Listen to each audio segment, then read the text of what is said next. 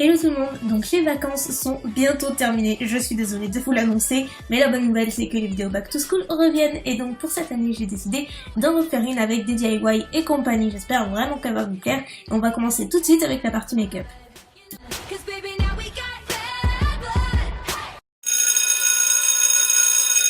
On commence par l'indispensable, c'est bien sûr la base, donc j'utilise celle de chez NYX. D'ailleurs pour tout l'ensemble du make-up, j'ai fait en sorte d'utiliser des marques drugstore, donc j'espère que ça vous fera plaisir.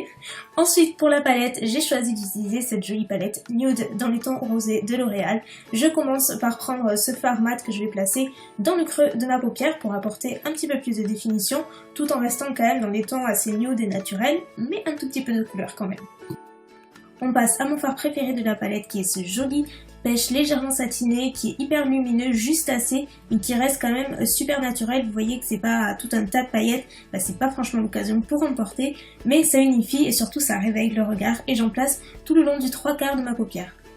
Et enfin, j'ajoute le mélange de ces deux couleurs que je place légèrement dans le coin externe, c'est assez facultatif, vous pouvez vous contenter du creux et juste de la paupière mobile. Là c'est juste, on va dire, pour relier toutes les couleurs et que ce soit plus homogène, mais c'est assez facultatif. La petite astuce pour éveiller le regard, c'est d'appliquer un fard clair légèrement satiné, très lumineux dans le coin interne. Ainsi, vous voyez toute la différence, ça réveille vraiment les yeux. Et en général, le matin, c'est plutôt de ça dont on a besoin. En tout cas, ça sauve l'apparence. Et ensuite, j'utilise le fard que j'ai appliqué dans mon creux tout le long du ras des cils inférieurs, en légère touche, juste pour donner l'illusion de cils plus fournis. Mais là encore, c'est assez facultatif si vous avez quelques secondes à grappiller.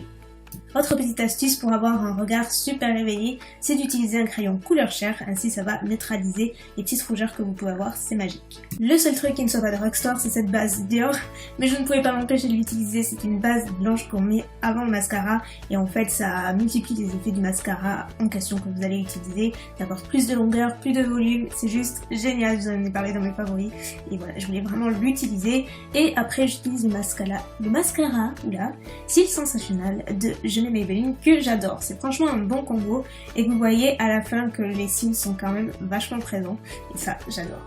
J'utilise la teinte Just Spoken qui est ce joli pêche rosé mais très doux qui se voit justement pas beaucoup sur mon bronzage mais bon ça suffit et en plus il a une texture très lumineuse, il a pas du tout de paillettes ni quoi que ce soit mais pour une raison que j'ignore, il renvoie la lumière donc inutile d'ajouter de l'highlighter. Et enfin pour les lèvres, là c'est libre à vous, pour ma part j'ai choisi mon combo préféré, je vous en ai parlé là encore, de mes rouges à lèvres en teinte Lace et Peach Me, donc un rose et un pêche. Le combo des deux ça fait une couleur légèrement rosée, légèrement pêche, mais qui reste quand même passe-partout, vous pouvez vous contenter de baume à lèvres aussi. Là j'avais vraiment envie de faire un tuto make-up qui change un petit peu du total nude, mais libre à vous.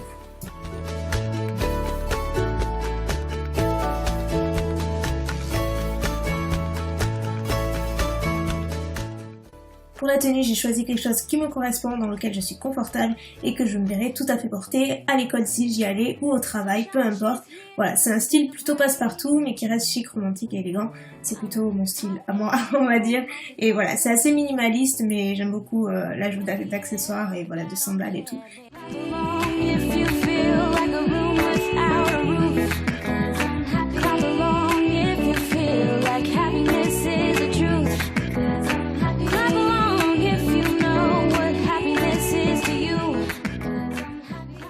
C'est parti avec la dernière partie de la vidéo et c'est bien sûr les DIY, je vous en ai préparé quelques-uns. On va commencer avec ce chouette classeur personnalisé que vous pouvez personnaliser avec toutes vos petites photos. On commence.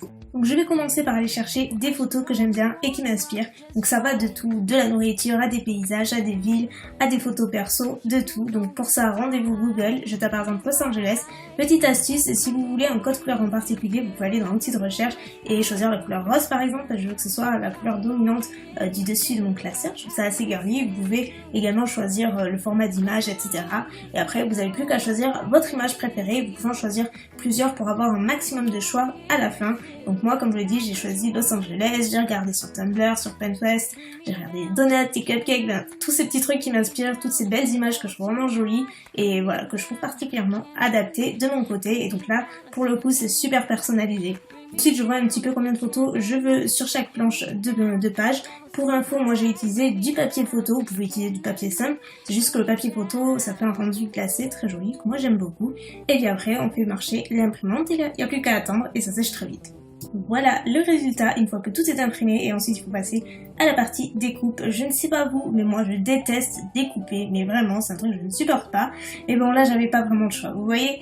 Donc je découpe normalement en évitant les marges, après vous pouvez en laisser, c'est comme vous le souhaitez. Ensuite je prends mon classeur qui est pas franchement super joli, j'ai fait exprès d'en choisir un uni. Et donc le but voilà c'est quand même de personnaliser un classeur que vous n'aimez pas trop, que vous aimeriez un petit peu arranger à votre façon afin qu'il soit carrément unique. Donc dans un premier temps, je viens éparpiller un petit peu mes photos sur le classeur afin de les placer et me faire une idée de ce que je veux, à quel endroit exactement avant de les coller. C'est quand même vachement plus pratique. Et la petite astuce que je vous recommande, c'est de prendre en photo avant de tout coller. Si par exemple vous avez des feuilles qui volent entre temps et que vous ne savez plus où elle va, au moins vous n'avez plus qu'à regarder. Et puis le tour est joué, vous êtes sauvé, vous n'avez plus qu'à coller.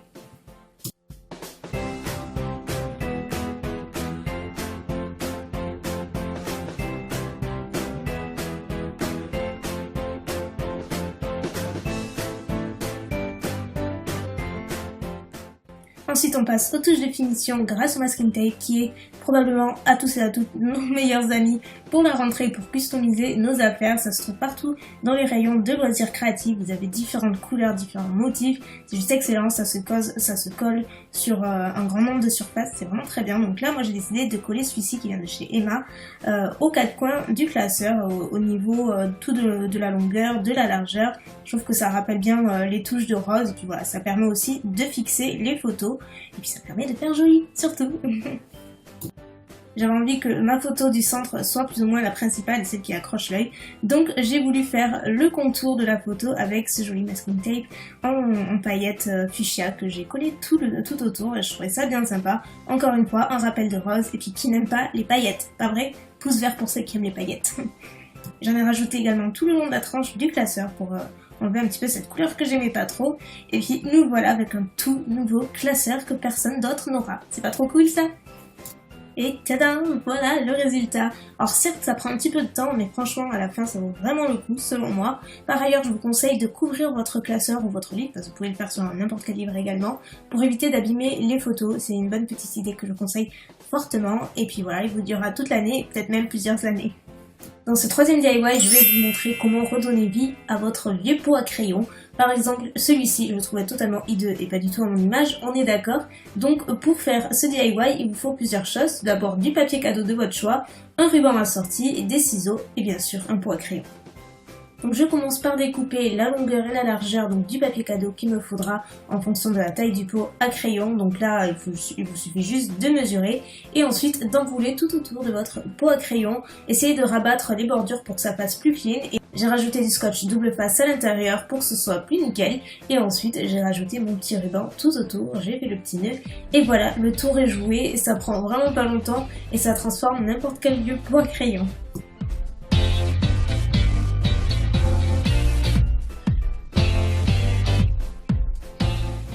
Maintenant, je vais vous montrer comment créer votre propre porte-document. C'est relativement long à faire, mais franchement, à la fin, ça vaut vraiment le coup. Donc, il vous faut pas mal de choses, donc à savoir des feuilles cartonnées de couleurs, du scotch, un ruban, du papier cadeau encore une fois, de la colle assez forte et quelques plaques cartonnées, peu importe si elles sont moches, de toute façon, vont être recouvertes. La première étape, c'est de recouvrir vos plaques cartonnées de papier cadeau. Donc moi, pour info, les plaques cartonnées, ce sont des plaques de classeur que j'ai découpées. Si vous avez des morceaux de carton, ça fonctionne aussi. Mais bon, comme je vous l'ai dit, peu importe si c'est moche, puisqu'à la fin, c'est totalement recouvert. La première étape, c'est de préparer le fond du porte-document. Donc là, munissez-vous d'une feuille cartonnée relativement épaisse, donc de la couleur du papier cadeau, tant qu'à faire, et pliez-la en deux parties de façon à ce que ce soit comme sur l'image en fait, que vous ayez deux rebords que vous allez coller par la suite. Soyez généreux en colle, puis appliquez bien fort, attendez quelques secondes et répétez la même opération des deux côtés, puis ensuite laissez de côté le temps que ça sèche.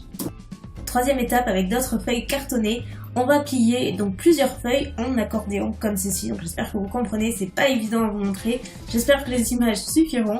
Donc vous pliez une feuille sur deux d'un côté, de l'autre. Enfin voilà, je pense que vous l'avez tous fait un petit peu en primaire, plier les trucs en accordéon, c'est pas compliqué. Et ça, vous le faites pour deux feuilles différentes. Pour vous donner un aperçu, voilà à quoi ça doit ressembler à la fin. réutiliser ces fameuses feuilles que vous avez pliées en accordéon, que vous allez placer tout le long de la largeur de 2 feuilles cartonnées roses différentes. Donc pareil, vous pouvez faire des découpes pour les arranger, vous voyez en image ce que ça donne. Vous les collez donc sur les 2 faces, à la fois recto et le verso des 2 feuilles. C'est pratiquement terminé, c'est promis. Maintenant il vous suffit juste de placer quelques feuilles entre les parties d'accordéon qui vont vous servir d'intercalaire en quelque sorte. Si vous voyez ce que je veux dire, en tout cas vous comprendrez bien une fois terminé. Et donc là vous collez pas sur chaque face, sinon ça va faire un petit peu bizarre, mais vous faites en fonction du nombre d'accordéons que vous avez. Voilà, j'espère que tout le monde comprend, franchement c'est pas évident, mais je vous assure à la fin ça vaut le coup. Et enfin, en tout dernier lieu, il ne vous reste plus qu'à coller sur les plaques cartonnées du tout début cet assemblage d'accordéon. Donc là, soyez généreuse en colle et collez. La touche définition, c'est l'ajout du ruban, bien entendu, qui va permettre non seulement de fermer votre porte-document, puis d'ajouter cette petite touche féminine et girly que j'aime bien, vous le savez. Donc là, encore une fois, c'est hyper customisable à souhait. Vous pouvez changer le papier cadeau à souhait, le ruban aussi, tout le code couleur en fait. Mais prévoyez un certain laps de temps parce qu'il faut être patient, mais vous voyez qu'à la fin, c'est quand même vachement sympa. Et enfin, pour ce 5e et dernier DIY, je vais vous montrer comment faire votre propre ardoise que vous pouvez customiser encore une fois avec un cadre. Donc il vous faudra du papier ardoise, un cadre à photo de votre choix et quelques craies. Et pour info, tout vient de la Forfouille. Donc j'ai trouvé cette idée en parcourant les rayons, je me suis dit que ça pouvait être pas mal, même pour les mamans qui ont des enfants de bas âge, ça peut être vachement sympa. En fait c'est un papier collant que vous pouvez coller sur n'importe quelle surface. Après avoir retiré la vitre du cadre, je la pose sur le papier ardoise et donc là je prends quelques mesures, en fait je me fais quelques marques pour pouvoir découper tranquillement en fonction de la taille de mon cadre. Une fois que c'est bien découpé, il ne vous reste plus qu'à coller sur la vitre. Ça se colle super facilement et ça se décolle tout aussi facilement. Le seul truc c'est que j'aurais dû coller avec une surface plate pour éviter les bulles d'air parce que j'en ai eu quelques-unes. Mais bon, c'est la première fois que j'en ai utilisé. Et ensuite je referme le cadre tout simplement.